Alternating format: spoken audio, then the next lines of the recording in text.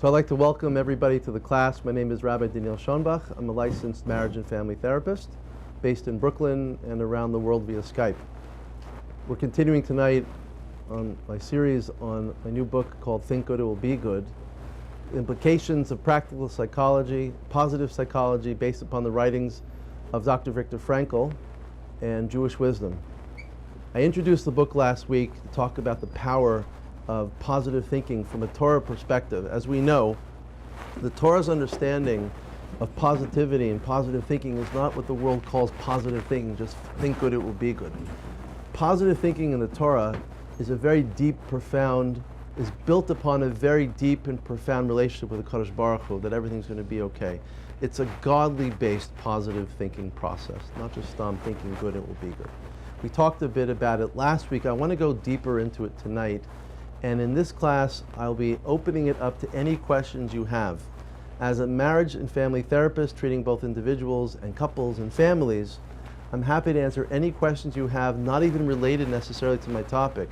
Things about shidduchim, things about marriage, questions about depression, anxiety, OCD, or trauma. So towards the end of the class, I'm going to open this up, so please feel free to ask any questions you may have to see if I can be helpful to you. Turns out that in order to think good first, you have to have a calm mind to do so. If a person's feeling too agitated, if a person's feeling too overwhelmed, if a person can't find a point of serenity, it's very hard then to focus on positive thoughts. So in my book, I talk about several steps to build up to the point of thinking positively. Think of it like a house where you have to build a foundation. Or think of it like a pyramid. At the bottom, everything's built upon that. If you don't have a foundation, the house can't exist. So the first step in the several steps I mentioned, the first step is called creating space. Creating space. If you can't create space in your mind, then you can't easily focus on positive thoughts. So I'm talking tonight about this concept, what we call creating space. And I'd like to talk to you why that's so incredibly important and how the mind works. It not only works in this way according to modern psychology, in something called cognitive behavioral therapy. That if we study Kabbalah, Chassidut, and Jewish thinking, and Musar Svarim as well, Chazal also describe consciousness working in the same way as parts of modern psychology. So let me give you an example how this really works. If you experience anxiety, for example, or you experience depression or OCD, this will also be extremely helpful to overcome. Before a person feels something, they first think something. We're not always aware of that because our thoughts and our feelings are often fused together. There's a fusion of thoughts and feelings. But I can guarantee you that if we were to play back your mind in slow motion, we would start learning things about what you were thinking before you felt it. So let me give you a great example. I usually give this to children that I treat for anxiety and OCD and anybody with depression or anxiety. Imagine you're in bed at night, it's 12 o'clock at night, and you're under your blanket, you're snuggled in, you're just about to fall asleep, and you start hearing some scratching at the window. And you think it's a robber. How do you feel? Scared. Anybody would be scared, right? Okay. Imagine now you think it's just leaves touching your window and floating away. How do you feel now? Relieved. So we understand from this clearly that what you think deeply affects what you feel. Aaron Beck, a Jewish psychiatrist I had the honor of studying with, he's now in his, I think, later 90s in Philadelphia, also uncovered this in modern psychology, probably about 40 years ago. He explained that first a person has certain thoughts, which lead to certain feelings, which then lead to certain actions. So it's thought, feelings, and actions in that order. Most people get stuck in the feeling stage. They come to the psychologist or they come from their feeling, so what do people, and there's certain behaviors. So you think there's a robber, you feel scared, and your heart starts racing and you scream. Thought, feeling, and action.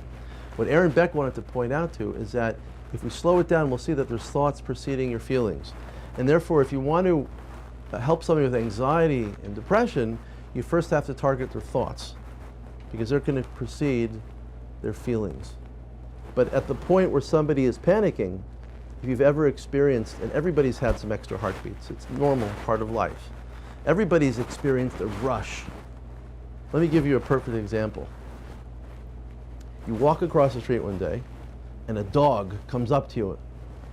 It's going to run at you, and it's going to bite you. So what do? How do you feel? And this takes just 2 seconds. How do you feel? Terribly scared. Without even thinking, forget about thoughts and feelings being fused. This is thought, feeling, and action being fused. Within a second, you just put up your hands, you run away. But even before that, your body gets incredibly strong, like that. How does it get strong? Kadosh Baruch Hu created in the human being a chemical, a hormone called adrenaline. And adrenaline is able to give you super strength in an instant. The most powerful chemical in the world, adrenaline. What happens when your adrenaline is flowing? Your heart starts racing. Boom, boom, boom, boom, boom. You get flutters. You start breathing quicker. You start tightening up, because tightening up means I want to be strong and be powerfully reactive to the danger in front of me. If this goes on for a while, you start sweating, your knees will wobble, you get a stomach ache, you get a headache, your pupils will dilate. All these things happen under tension because the dog is running after you. So let me give you another example. You're thinking about flying on an airplane, and suddenly your heart starts racing, right? Or suddenly you get a headache, or you get a stomach ache, something's bothering you. Suddenly you don't know where it's coming from. And your heart's racing, and you're feeling miserable, but there's no dog there. So what's creating those thoughts and feelings? What's creating those feelings of anxiety? There's no dog biting you. And the answer is your thoughts. It's no accident. You've been thinking about something recently worrying you, you've repressed it, and it's just going to pop up as an anxiety attack, because you're not consciously thinking about it. So how do we help somebody in that state? We actually find out, so what are you thinking about? What is causing that anxiety? It's usually not, or depression, it's usually not so far-fetched. I can ask somebody in a few seconds, what are you worried about before you had your anxiety attack? Or what was bothering you the week leading up to your anxiety attack or your feelings of depression? So we can find out in a few minutes what somebody's thinking about and what they're repressing, what they're going to experience.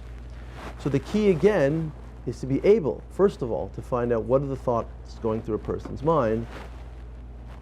Then we can help them react to it. But there's one big problem. If I can't slow down your thoughts for long enough, then I can't even get you in the process of examining your mind and then changing your feelings and your behavior. So first of all, we have to create some space, so to speak. Now, it turns out in the Torah, this concept exists. It's called Moach Shalit Ahalev, when the mind rules over the heart.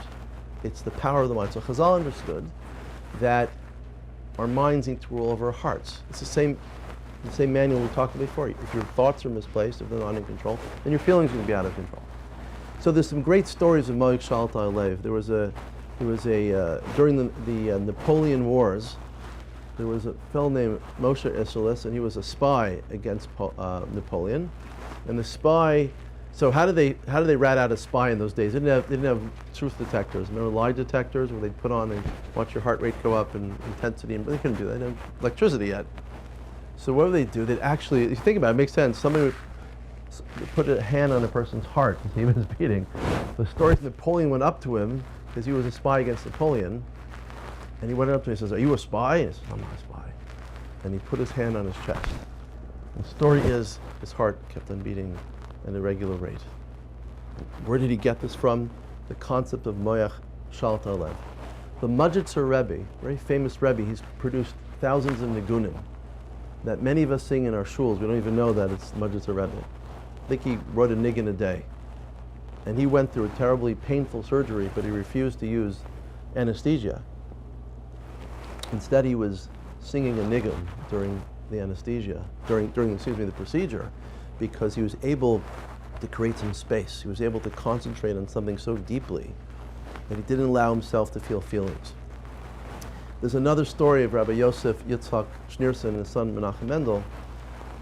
This was at the time after the communist revolution. It was extremely dangerous to be a Jew in Russia. However, Rabbi Yosef Yitzhak was going to meet somebody in Moscow, but it was an incredibly dangerous meeting. He could have been killed at that meeting. And his son-in-law, his future son-in-law, said to him, and he noticed that Rabbi Yosef Yitzhak was sitting in his house before the meeting, taking care of business for his community, worrying about the mikvaot, worrying about the schools that he was running across Russia. He didn't seem to have any emotional reaction to what was the danger he's about to face. So he asked him, he said, what's going on? He turned to me and he said, Hatzlacha Bizman. Hatzlacha Bizman means success in time. What did it mean? He explained he was able to be present at the moment, at that very moment, and not worry about the next moment. He was able to create space between his thoughts and his feelings long enough to focus on what was happening presently in his life. Right now he was taking care of his community. Right now he was worried about the danger other Jews were facing. In a few minutes he would face the danger he was about to enter into in Moscow. Right now he wasn't going to do that. So he was able to call upon this power of Moech Shalta Alev. And the son-in-law says, I've heard of this before, but to such an extent he'd never seen before. So where does this exist? We see from the Torah sources, the Kabbalah and so on. It exists also in psychology. I wrote my book on a doctor named Dr. Viktor Frankl. Viktor Frankl was a Holocaust survivor who survived 3 concentration camps. His wife was killed, his new bride was killed, his parents were murdered in Auschwitz. He survived remarkable tragedy and remarkable tests in his life.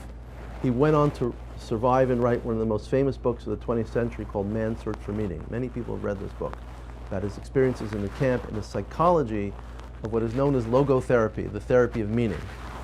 And Viktor Frankl said as follows: between stimulus and response, there's a space. What is stimulus and response? When somebody pushes you, that's a stimulus. If your neighbor is rude to you, that's a stimulus. If your children are rude to you, that sure is a big stimulus. Chutzpah. We all get angry. There's a stimulus. Our response is our anger. The stimulus is our chutzpah. When somebody insults you in public, it's a stimulus. When somebody cuts you off when you're driving, it's a stimulus. But between stimulus and response, he says there is a space. There's a space. And in that space exists all human freedom, as well, and this is my quote now, I'm putting into his words, as well as all emotional health. Because what is anxiety, depression? What are the things we deal with other than various stimuli, things that bother us, and how we react to them? We're reacting internally to something going on. We feel we're out of control, or we feel disappointed, or experiencing anger. But right there, he says, is where we experience, at the same time as we have stimulus, there's a space, and in that space exists all human freedom. In the Torah, it's called Bichura Chavshit. It's called free will. Right there exists free will. Kadosh Baruch Hu gave us this power. He told us to choose between good and bad, between life and death. We have the ability of V'charta b'chaim. We have the ability to choose life. That Bechira is that space. And we have to get in touch with that little space and expand the space. We have to do what I call in the book, we have to create space. The power of the human being is to make the decision. Decision comes from the Latin word to cut off. We have to cut off other possibilities in order to make a positive decision in the right direction. But we first have to exercise. Somebody who's experiencing anxiety, depression, overwhelmed, always angry, has no space. They can't experience free will yet, and they can't make a positive decision. So we first have to broaden that space. So what creates that space, according to Viktor Frankl? There's some very powerful things which create space. One thing that creates space is imagination. This is a uniquely human power, that we could imagine something different than the response we want to give. So for example, let's take a kid in school. So one of your children comes home and tells me, Shmulik pushed me in school today. You say, what happened? You say, I pushed him back. Stimulus and response. There was no space. He got pushed, he pushed back. So the first thing we need to do to utilize is imagination. What's imagination?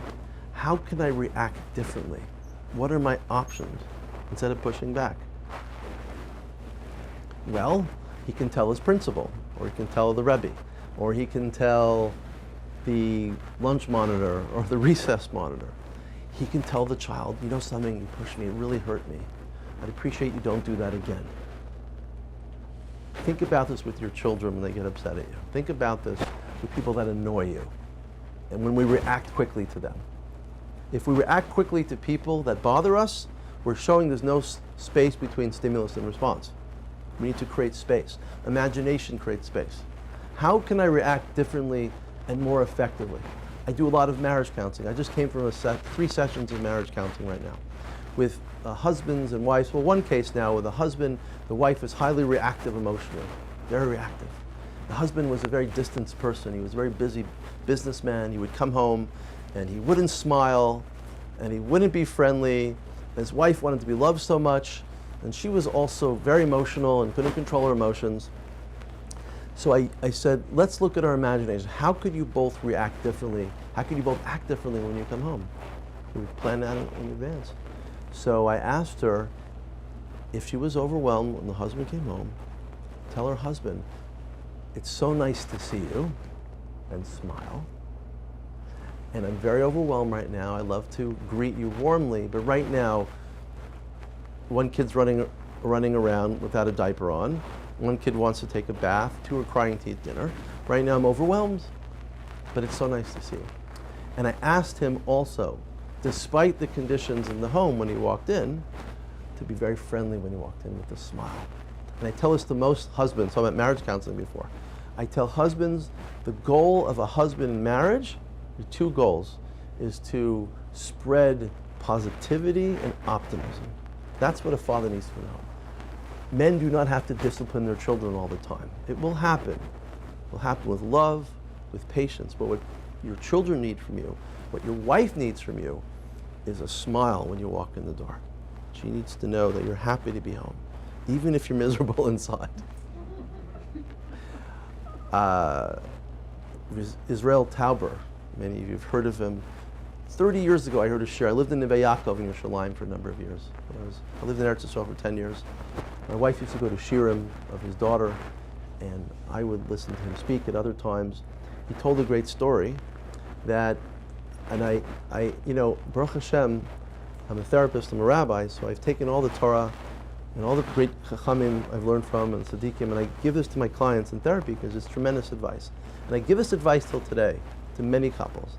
I tell men, as he did, he said he was a businessman, Rabbi Tauber, and he would pull up his car in his driveway, and before he went in the house, what would he do? He would eat something. He'd get his blood sugar up. He'd have some cookies, I don't know, apple juice, a drink, whatever it was, and then he'd walk in happy. You can't walk in the house really hungry. I have to eat, I have to eat, I have to eat. No one's smiling when you have to eat so hard, you know, so strongly. He was using his imagination, Rabbi Tauber. He was imagining himself behaving differently and getting himself to a point where he was behaving differently. But first he used his power of how can I enter in the home differently? What else can I do? You know. So whether it's the child in the playground who says, you know, you hurt me, or it's a couple that comes complaining and she says, he's not friendly to me, he doesn't love me, and she gets angry at him all the time, and this fellow gets overwhelmed. He had a hard childhood also, it turned out, and he can't regulate so easily, and he gets overwhelmed. So I asked her to use a technique in marriage counseling, which is basically to switch from you messages to I messages. This is tremendous imagination. What is a you message versus an I message? A you message is, you're always late. You don't love me. You didn't call me. If I tell you what's wrong with you, how do you feel? Terrible, right? What are you going to do when I tell you what's wrong with you? Give me some examples. You'll either, what? The opposite. You'll do the opposite. You could tell me what's wrong with me also. Or you can withdraw from me. You could distance yourself from me because you don't want to be criticizing. It's going to hurt me. So if you distance from me, then I'm going to feel distanced from. It's going to be even more painful. You're going to walk away from me. So instead we talk about in marriage therapy, to use something called an I message. What is an I message? When you were late, I was scared something happened to you. I talk about how I'm feeling. It's so powerful. I have to tell you, most of the time this works. If I can get a couple to use I messages as opposed to you messages, we see a very quick switch in their emotional relationship. If a person could talk about what they're feeling like inside, I'll give you some examples of powerful I messages. I'm feeling really sad. I'm scared. I'm feeling alone. I'm scared of abandonment. I feel like I'm a failure. I'm scared I don't measure up to your expectations. Those are very, very powerful messages. Extremely powerful. And you know why they're so powerful? Because the other person can't disagree with you. If I tell you you're always late, you know what you'll tell me? No, I'm not. If I tell you I'm scared when you're late, you can't tell me, no, you're not. You can't tell me when I am inside. So if you want to be powerful, lower your voice and use an I message. It's disarming the other person. But this is using the power of creativity. How can I respond differently? All the parenting classes, all the books you've read are about imagination. How could you listen so kids will talk, right? And talk so how they'll listen. You imagine a different way of responding. It's only natural if your kids are bratty and obnoxious to get really angry at them, right? That would be like basic human behavior. Somebody's mean to you, a child or whoever, and you're mean to them. That just makes sense logically, but we know it doesn't really work. You cannot be angry at your kids because they have a temper. You can't scream at them and hit them because they're in a bad mood. You have to use your imagination. How could I respond differently? Okay, so the point here is that imagination is one way of creating more and more space. Pausing is another way to create space emotionally. When you pause, ipuk in Hebrew, when you hold back, it's very, very powerful. I think it says by Yosef HaTzadik, itapek, he held back from his tears. He didn't want to, when his brothers came to him, he didn't want to reveal what he knew, what the pain he was in. He held himself back. It's extremely powerful. Yitzhak Avinu held himself back. There are those who are able to pause and not react. They're able to create space. So just one simple technique is if you're really upset, give your countdown from 10. Everybody knows this example, but you can try it. I do it. I'm upset, count back. 10, 9, 8, 7. I have people push a pause button and push the imaginary pause button. Buzz it. You know? Take a deep breath. Breathe. Then respond. And you'll see you've created space between what bothers you, and you'll have the composition, the ability of Mayach Shalta Alev now to react with imagination. So pausing would precede imagination. Another way to create space is conscience. What's wrong or right? What is the right way to respond? What's the wrong way? If you cut off my car as I'm driving, is it right or wrong for me to crash my car into you? Is it right or wrong? If you hit me, is it right or wrong for me to hit you back? Perhaps the Torah says don't hit back. Perhaps the Torah says if somebody hits you, tell them that it's wrong that you're hitting me. You distance yourself from the person. But does it say to you you can hit them back? If you're under threat at the moment, of course you can fight back. But it said lo tzitor v'lo tikom. Do not have revenge and do not bear a grudge and not have revenge against the person. So there's a level of conscience where we have to know, is it right or wrong for me to respond right now? What is the right or wrong way for me to respond? Lo sisna es achicha b'levecha. Do not hate your brother in your heart. Tocheach et amitecha. Rebuke your fellow neighbor, but do not have hate for him in your heart. So we have rules.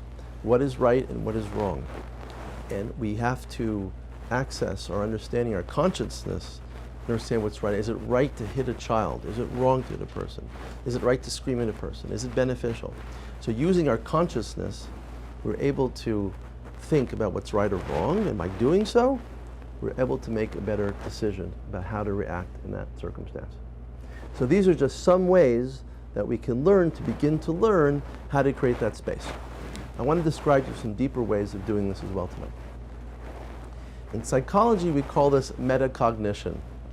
Metacognition is just a very fancy name for thinking about thinking. So instead of thinking something and then feeling something, I'd like you to consider thinking about what you're thinking. Thinking about what you're thinking will slow down your thoughts. So if the initial example is somebody insulted me and I'm feeling so angry and hurt, I have to insult them back, I want to hit them, chas v'shalom. Before that happens, slow it down and explain to yourself in your mind's eye what you're experiencing. Tell yourself, I'm feeling very angry right now. I'm feeling overwhelmed right now. I'm really scared, feeling tremendous pachad right now over something that may or may not occur. When you describe to yourself what you're thinking, your thoughts slow down. You have an option. Since I'm thinking these negative thoughts, I'm thinking the worst will happen. So I can choose now whether to follow my thoughts or not. But if I don't think about them and I just feel them, I'm going to act upon them because I want to discharge my anger right now. And I'm going to scream, I'm going to attack, I'm going to withdraw perhaps. So try to, first of all, describe to yourself what you're thinking or feeling. I'm feeling very sad right now because someone didn't come for Shabbat. I'm feeling very sad because I wasn't invited to an event. Think about what you're thinking, think about what you're feeling, and describe it to yourself. And then you could choose whether you want to react to it or not. This is very, very powerful. In fact, you could even look at your thoughts after describing them. Imagine your thoughts, a visual thought. I'm very angry because she insulted me. Take those words, put them out in front of you. Look at them. But it's very important, and I tell people all the time, don't fight your thoughts or feelings. Watch them and learn how to accept them. Accept your thoughts and feelings. This is what I'm feeling like right now. But then allow the thought or feeling, imagine it just putting it on a leaf on a river and just imagining it floating away. Or take a thought and put it in a filing cabinet. It's a great technique. You open up your filing cabinet, put it away. I'll store it away right now. Let it be there. I'm going to go on to something that's important. Watch your thoughts, accept your thoughts, but commit yourself to your values. Use your conscience. Use your value system to guide you, not to be reactive always just to your emotions. Another way to do this, to create some space, as I talk about in my book, is imagine your boss yelled at you and you had a miserable day and you missed your bus and it was raining and your clothing got wet and you came back just miserable and you yell and you're upset and you're angry. Okay. Because your boss yelled at you and you're probably scared you're losing your job, right? But I'm sure this has happened to most people that have worked. You know, boss wasn't happy, boss was in a bad mood, and you're overwhelmed. At that moment, there's no space between your thoughts and your feelings. You're feeling the fear of losing your job. You're feeling angry at your boss. So if you're overwhelmed, I like to suggest that you project this, imagine this happening to somebody else instead of you. Pretend it's somebody else. I'm sure we've all seen this. Other people will respond better to certain things that bother us. So imagine it's your friend and describe in detail, my friend was at work today and the boss yelled at him, or the boss was upset. And my friend smiled, or my coworker smiled. He didn't react as intensely. He was able to continue, walk back to the computer, kept on working. After work he went and he exercised. When he came home, he was in a better mood. He went to sleep calmly. Imagine it happening to somebody else, projecting it onto somebody else, and kind of watch them react differently than you would react. This is a tremendously powerful thing I learned. When I lived in Yerushalayim, when I was single, I, Baruch Hashem, was able to spend Shabbat in many hundreds of people's homes over the years, watching other people. It's so important. Watch other people who respond differently than you do, and learn from their. I've always been amazed when I watch somebody with dignity respond. I say, "Oh, that's a beautiful thing." Masha Einkein, if you had a parent or you grew up in a family, there's a lot of high reaction. It kind of gave you license to highly react as well. When you've seen a lot of reaction, when you've seen a lot of emotionalism, when you've seen abuse, God forbid, it gives you a license that in your consciousness, this is okay, I can also react, because this is how I was reacted to as well. So it's important in life to diffuse that energy. Watch other people, watch their calm reaction, watch how they react with dignity despite their conditions. So this is projection onto other people as well. Another way to do this is by learning how to practice Hidabroot, or learning how to contemplate things very slowly, slowing down your thoughts. So I'll just give you a few ways to do that. It's a little complicated, but it's not so hard. Spend a minute or two a day just describing things that you see. I'll tell you why this is so powerful. If you are worried about your past, you often become depressed. If you're worried about your future, you often experience anxiety. So past or present or future, thoughts usually create either depression or anxiety. Where do you want to be? You want to be in the present, in the moment. And the only thing happening right now is that very one moment is happening. And if you want to remove yourself from your intense thoughts, learn to use another part of your brain, not past thoughts or future thoughts. Just begin to describe things that exist. This is a very powerful technique. So the way you would do this is you just look at a picture or look at something interesting and just describe it to yourself. It is very calming.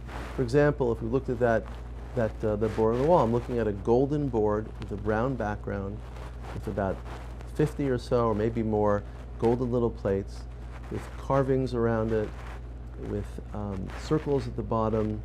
And if you'll spend a few minutes just describing what is, you will see your mind relaxing. You'll see that your mind can calm down when you describe what is. So this is very powerful. Another very powerful technique I use for people with a lot of anxiety, for example, is I have them use a lot of math, do a lot of math in their head. So somebody that suffers from OCD or anxiety, I have them count backwards from 100 by 7. I can do 1,000, I can do 2,000. Great. So I'll say 100 minus 7 is 93, 86, 79, 72. Or I'll say, pick a really big number, 2,422, minus 7, minus 7, minus 7.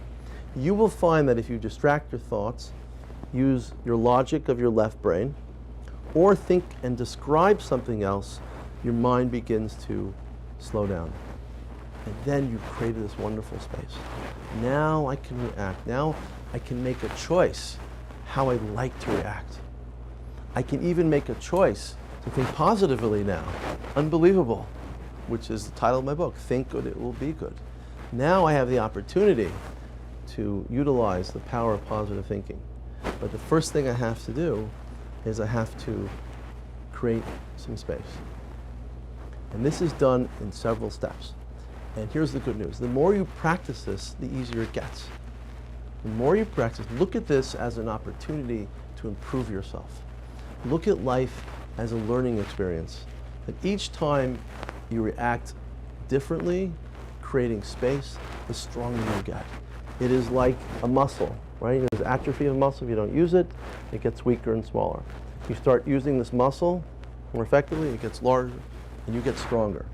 So the key is to start exercising non-reaction. Exercise the power of non-reaction. And when people do that effectively, they are able to reduce their states of anxiety, reduce their states of depression. For example, you're feeling very depressed one day. So what I can do, so you can go eat something, some chocolate, right? Or you can, people start looking on their phones, people start getting involved, all types of negative behaviors, or if they'll go to sleep for too long, or they'll yell at somebody, because they're feeling depressed. Change that pattern. Depression is just an overwhelming thought which is causing a certain feeling. And ask yourself the question, what's bothering me right now? I always ask this question to my clients. I say, don't overlook the obvious. If you're feeling depressed or anxious, something is causing that. So push your pause button, create space, slow down. What is bothering me right now? And the last thing I'd like to mention, once you have that space, is you can utilize the power of cognitive behavioral therapy to overcome most fears and most feelings of depression by analyzing and using what we call thinking traps. I'm going to share with you a very powerful method. In fact, this method is so powerful And the reason I like cognitive behavioral psychology is because they don't have to rely upon me as a therapist. Once you learn these techniques right now, you can take it with you. It's called the portable therapist, wherever you go in life. So I'm going to share with you what are these thinking traps. Thinking traps are distorted thought patterns. They're rules in your brain, which we utilize axioms, principles, rules that we utilize over and over and over again, which cause us a lot of distress. Let me share with you the top thinking traps that I discuss with my clients in therapy as well. One of the thinking traps is called black and white thinking. Black and white thinking. I'm either really good or really bad. My friends really love me or they all hate me. You're laughing because we all experience it. Just because you have black and white thinking doesn't mean you have anxiety or depression. You're just a human being, but this is what we do. You know, I gave a great lecture or I was a terrible failure. I'm either very fat or I'm very skinny.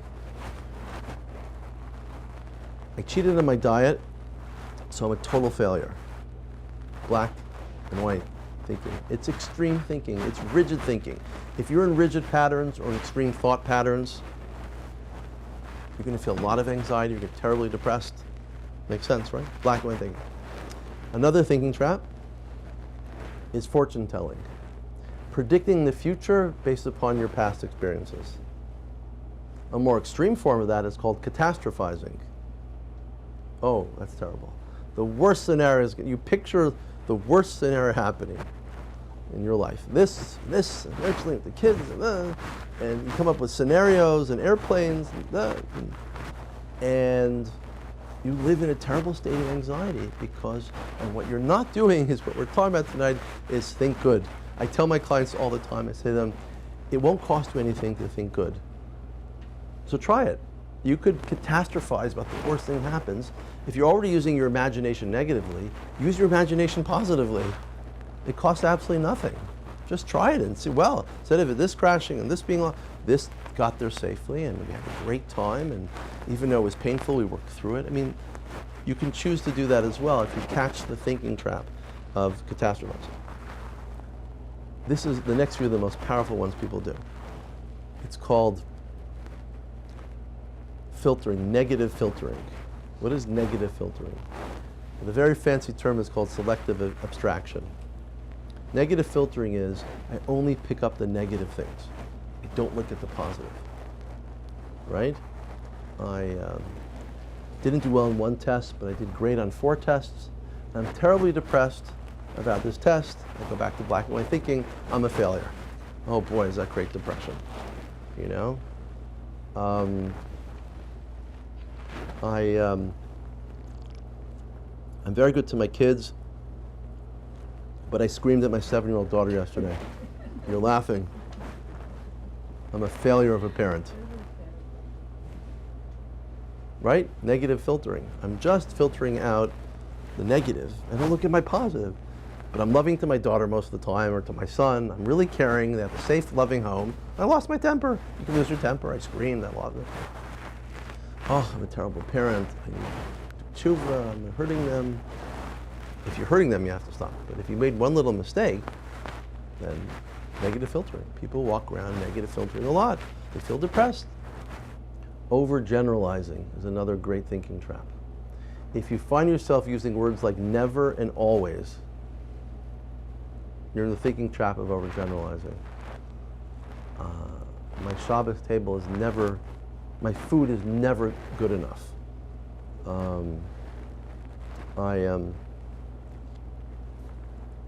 My friends never accept me for who I am. I'm always failing. So here's the trick you want to do. If you do a lot of nevers and always, push the pause button, create space, and change it. Change my never and always to sometimes, right? Sometimes my food doesn't turn out the way I want it to. Sometimes my friends don't accept me like I like them to. But change that rigid pattern of never and always. 2 more powerful ones. Shoulds, musts, and have-tos, and ought-tos. They're called imperatives. What does that mean? I should be perfect. I must never lose control. I have to help everybody who comes to my door for help. If you use a lot of shoulds, musts, and have tos, you suffer from perfectionism.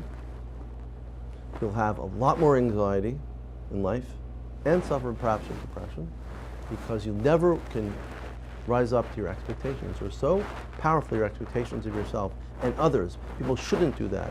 He should be nice to me. My husband must be nice to me when he walks in the door. Shoulds, musts, and have tos. So how do you change? What's that? What if fit into the system? What if? Well, what ifs are right. That's a little different than shoulds. You know, we'll get to what ifs in a second, but the should is very painful for people. I'd like you to change that if you want. You don't have to, but I want you to change it to the word prefer. This one word has changed many people's lives. One single word is the word prefer. It is so powerful. The word prefer. I would have preferred my husband to smile when he came in the door, but perhaps he was overwhelmed. I'd prefer to be the most perfect balabust in the world, but I can't always be the person I expect myself to be because I'm only human. It is so incredibly powerful. I prefer to give the perfect lecture, but I know people make mistakes sometimes, and it happens, and I'm only human. You change from your have to, shoulds to prefers. I've literally seen people's lives change, literally seen it change. People go from high anxiety states to states of acceptance. It doesn't always work in every case, but it is a very powerful thing. It's all about language. And these words affect our minds very deeply. They're called principles, axioms. They're called rules. Intermediate thoughts is another name for them. But they're extremely powerful. And once you then can work through your thoughts, your principles in your mind, you need to shift your whole life. And this is so incredibly important because you want to be available for what's really important in life. So I have a meditation in my book called The Godly Self. The Godly Self. So according to Hasidic thinking, there are two souls. You have your nefesh bahamit and your nefesh elokit. Your animal soul and your godly-like soul. You have your Yetzer Hara, you have your Yetzer Tov. Similar concepts. But somebody that suffers from depression, anxiety, only sees their nefesh bahamit. They only see their negative self, their animalistic self, their physical self. They see their sad self. They see their disappointed self. But we know there's a deeper soul. It's the godly soul. Yipach ba'apav nishmat chayim. And God breathed into his nostrils a breath of life. When Hashem was creating Adam Rishon, performed the first CPR in human history, breathed into a part of himself. According to Kabbalah, God breathed a part of himself within us. It's the neshama, the kirbi, the tatabi, tahorahi. It's pure. Our lifetime, our lives are hard. We make mistakes. There's pressure. There's pain, and we start forgetting that pure neshama within us, that pure spark within us. We often view ourselves from the negative perspective. And just consider this meditation, if you would, for a moment. Imagine yourself now, whether your eyes are open or closed now. Imagine there's this diamond inside of you. And if you've ever seen a diamond in the rough, not the one you buy in the jewelry store, but the one they extract from the ground, a diamond is an ugly piece of stone that's black and chipped and sharp and dirty.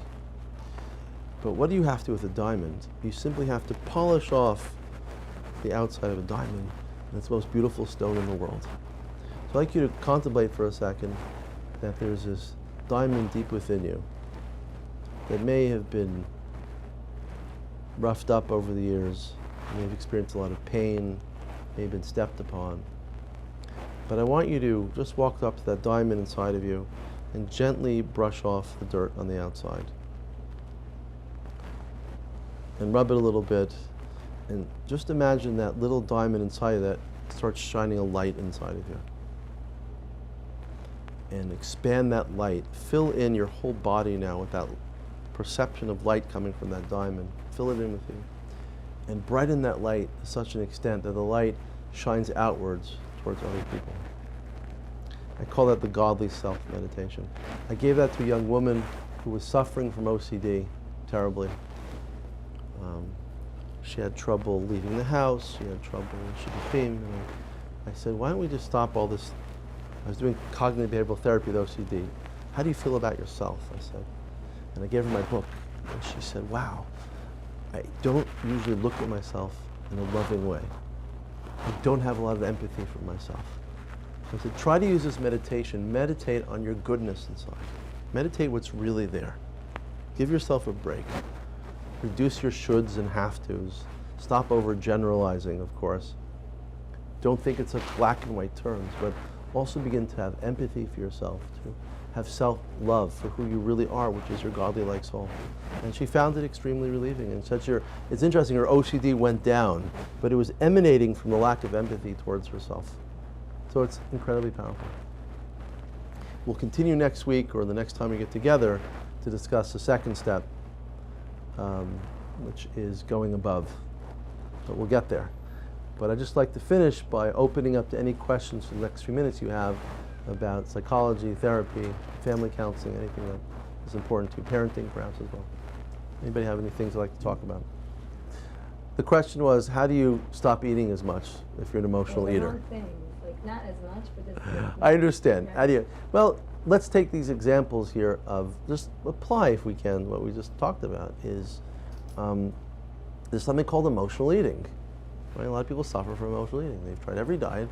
They can't stand the diet because they're emotional eaters. I happen to do a lot of reporting for people that are pre-bariatric surgery. I have to do evaluations for them, and I talk to them about this as well because many of them suffer from emotional eating. And it is important to utilize the same principles we talked about with creating space with food as well. If you can, try this. So you see something naughty, you know you shouldn't eat it. You know what I'm talking about. Chocolate-covered peanuts and some ice cream and cookies and whatever. So slow down, push the pause button. Okay. Create some space between you and it. What am I feeling like? What am I thinking about? And what am I feeling like right now? Okay, I really want that. But what I'm really thinking is that I can't get through the day, and if I don't have food, I'm going to starve. Or you may be just very worried about something, right? Or feeling sad or angry at someone at that moment. Not necessarily, but it could be. And what thoughts am I utilizing? What are my thinking traps I'm utilizing at the moment? And what will happen is, because I can almost prove this scientifically, if I can shift my thinking towards creating space and analyzing what my anxieties are coming from and where's my depressive thoughts right now, or my fear of hunger and lack of satiation, I can then arouse positivity at the moment. I can think very positive thoughts. I believe if you arouse positivity deeply enough, you'll also get a sensation of food in your body, meaning a sense of satiation from it. The proof is, if you've ever been really happy, at that moment you probably didn't need to eat anything when you're really happy, right? If you're really happy, if you're watching a child being born, you don't have to break and get something to eat and go back to the baby, correct? Isn't that true? If you're at a chasana of somebody that you love that's getting married, I mean, you do eat at chasanas, but at that moment of dancing with them, you don't have to stop to eat because you're just so happy. So working on these principles, I would say in general, and creating space and watching your thoughts, improving your sense of well-being, lowering depression and anxiety, and then arousing a deep sense of positivity can only help you in eating better foods. The question was, I mentioned before about helping a woman with OCD by doing the godly meditation on herself and having empathy for her, and it helped her. And the answer, and how could that be? Because the person has repetitive thoughts. What does it have to do with that? I'll try to answer this on one foot. But anxiety could be a way by which a person first represses bad thoughts about themselves and channels it through different mechanisms. So some people are prone to more anxiety states. It's their neurology. Some people are prone to more depressive states. But primarily, if their self-image of themselves, and in fact, Aaron Beck says this exact same thing. I mentioned before you have your thoughts, then you have your feelings, and your behaviors. They flow down, thoughts, feelings. Aaron Beck says there's a step before your thoughts, which are your beliefs about yourself. It's the deepest part of your unconscious, what you believe about yourself. And he said primarily, there are three core self-beliefs, negative self-beliefs, which cause depression and anxiety. And here they are. Worthlessness, helplessness, or feeling unlovable. Feeling what? Unlovable. There's something defective in me. No one could love me. Worthlessness, hopelessness, helplessness, or feeling unlovable. Those are the three core self-beliefs. He believed if you have one or up to three, I've worked with people that have all three, and there's hundreds of corollaries to those. Being defective, being helpless, being powerless. These are all corollaries of these three core self-beliefs. If you have them here, let's call this superconscious, it will cause thoughts or negative thinking traps to arise, which will then cause your feelings and cause your behavior. So it stems from a self-perception. If I truly believe I'm loved and good, according to Aaron Beck, you wouldn't have such negative thoughts or negative feelings. So it goes back to your self-worth. In simple terms, it goes back to your self-esteem. OCD is an anxiety disorder with a special extra kick. The OCD brain has overactivity in a small part of the brain called the caudate nucleus. They've done fMRIs, and they've shown that people with OCD have a special predilection towards repetitive thoughts because the part of the brain which regulates a lot of repetitive thinking has more activity in brains with OCD. It's a biological, it's called the biopsychological problem. It's coming from a physiological problem. But it interacts with anxiety, and you see the mechanism. It's the fear of things not being perfect, or the fear that I'm going to be sick, or the fear that there's contamination, or the fear of one's thoughts repeating. OCD are obsessive thoughts, and compulsions, which I utilize, like washing my hands or checking things, or constantly calm down my obsessive thoughts. But according to Aaron Beck, the source of a lot of these problems is my beliefs about myself. So if we can change a person's self-belief, as Mrs. Chasky was saying, if I can have empathy towards myself, it actually filters down through my thoughts and my feelings and my behaviors. So with this young woman, when I got her to meditate on her goodness, I was working on her self-belief system. I am good. And therefore it followed what Aaron Beck claimed to happen, is that once she worked on her goodness inside, she actually reduced her symptoms. It didn't cure her, but it was very helpful for her to feel better about herself. Well, the question was, should you think a lot as opposed to doing? And the answer is yes and no. Primarily you're correct that if you do a lot of good and don't give a lot of space for negative thoughts, then you'll be in a better place. I'm all for that. But this is what Viktor Frankl talked about as well, is that you don't want to just focus on yourself all the time and your thoughts. This is the tension of modern psychology. This is why Viktor Frankl, and I write about this in my book, Viktor Frankl believed that Sigmund Freud and Alfred Adler, and even Aaron Beck and all the psychologists, he didn't talk about Beck, but he implied it, that the therapies, which a person goes to therapy for 10 years, 5 years, 4 years, 2 years, and just talks about themselves, can be counterproductive, according to Viktor Frankl. Because what you're doing paradoxically is you're focusing more on yourself. And then you're only, what's that? I agree, because I'm a psychologist who also practices the works of Viktor Frankl. So in logotherapy, they don't just focus on yourself, you're supposed to focus on the other, beyond yourself. He says the example, you can't pick yourself up by taking your hand behind yourself and picking your back up. You need something higher than yourself to pull yourself out. This was Viktor Frankl. Therefore, he disagreed with Freud and Adler and all the psychiatrists, because he said, you're just spending more time talking about your id and your ego and your Oedipal complex and your childhood, but it's not going to pull you out of where you are. However, you don't want to disregard the need to talk about yourself, especially if you've suffered trauma, repetitive patterns, and abuse, and so on and so on. But at a certain point, that is only addressing one half of the person. You're not addressing the other half, which is man's search for meaning, man's need to fulfill tasks to be healthy. And that's why Viktor Frankl said, in a very controversial way, he said, those in the camps that believed they were going to fulfill a meaning after the camps had a greater chance of survival. The minute they gave up the hope that they'd be fulfilling something, whether loving somebody, being reunited. Viktor Frankl was once on a death march, and if he would fall in a death march, they would shoot you. He had to stay awake and conscious. So for that moment, he dissociated and pictured himself years later, after surviving Auschwitz, giving a class on the psychology of the concentration camps. And he was transported to his classroom once again. At times, he would talk to his wife again, who was in the other side of Auschwitz, who we found out later was murdered. But that love for his wife, the belief that she may be alive, and that he would teach at one point others about the psychology of the death camps, kept him alive. And one final story, and I'll conclude with this. He was also dying one night of a disease called typhus, which was spread by lice in the camps.